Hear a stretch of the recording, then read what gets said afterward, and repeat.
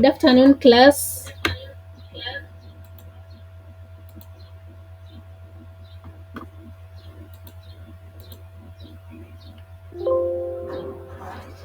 Good afternoon once again. Good afternoon. Good afternoon. Okay. I hope everyone is in. And today we are going to learn about animal production.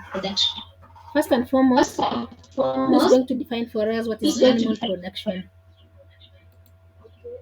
Okay, I can define it. Animal production is the selecting of animals for various benefits or purposes according to their groups. Very good, Betty. Animal production refers to selecting animals from wild ancestors and putting them under control for various benefits. Okay, we are going to learn classification of common breeds, and who can tell us classification? How do we classify animals?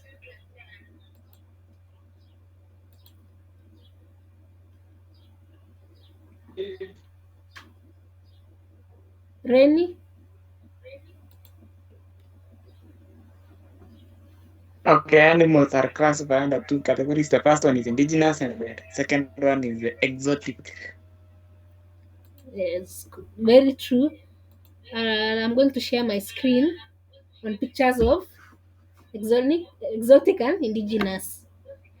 Who can identify for us the difference between exotic and the indigenous one?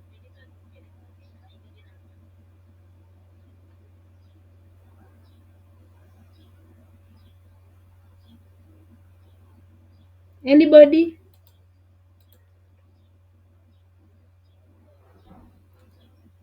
Rainy?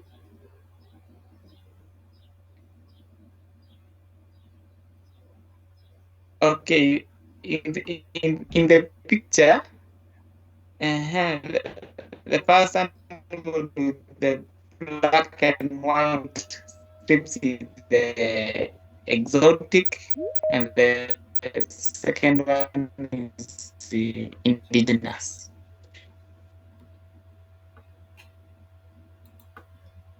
Okay, yes.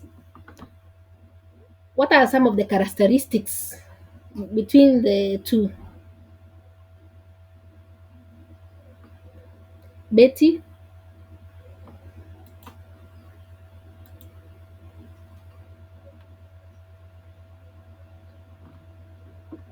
Characteristics? I'm saying, who can tell me the difference between the exotic and the indigenous using the characteristics, physical characteristics you can see.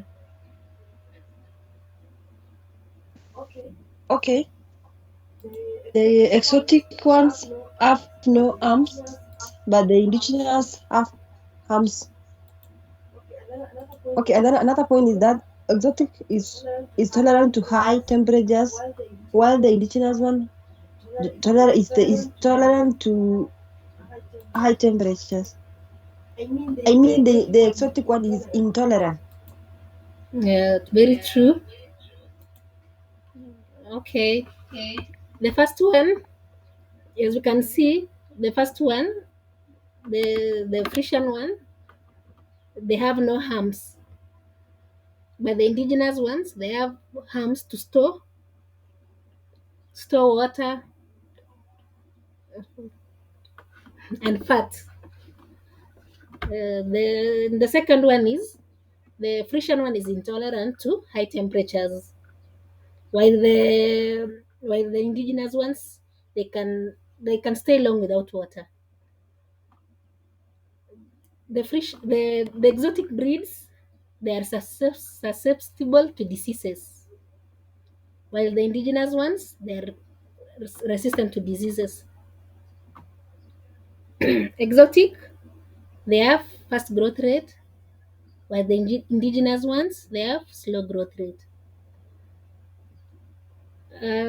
Another one is, as we all know, most people keep Friesian cows because of production of milk. They produce high milk production, while the indigenous ones, they produce poor production of milk. Exotic breeds have short calving intervals, while the indigenous ones, they have long calving intervals. Exotic breeds can't walk long distances. Mostly it's for zero grazing, but indigenous ones, they can walk for long distances. Examples of exotic include Frisians, Guansi, and Jerseys. And the indigenous ones, they include the Boran and the Zebu. I think that marks the end of our lesson today. Thanks everyone for your cooperation. We'll meet next time. Goodbye.